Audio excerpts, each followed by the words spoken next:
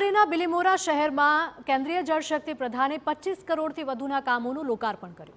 સી.આર. પાટીલે દક્ષિણ ગુજરાતના સૌથી મોટા સ્વિમિંગ પુલ અને સ્પોર્ટ્સ કોમ્પ્લેક્સનું લોકાર્પણ પણ કર્યું।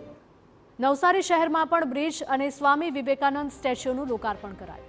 સી.આર. પાટીલ નવસારીના વિકાસની સાથે જળ સંચય પર પણ ભાર મૂક્યો હતો। તેમણે કહ્યું હતું કે વિકાસના અભાવના કારણે જ ગામ તૂટતા હતા, હવે દરેક ક્ષેત્રમાં વિકાસ હરણફાળ ભરી રહ્યો છે।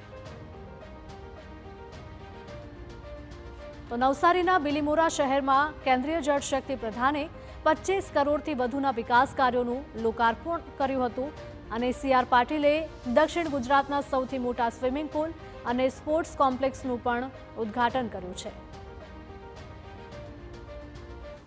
વરસાદનું પાણી જમીનમાં ઉતરે, જેના કારણે જમીનના પાણીનું લેવલ ઉપર આવે, પાણીની ક્વોલિટી સુધરે, જે અત્યંત આવશ્યક છે।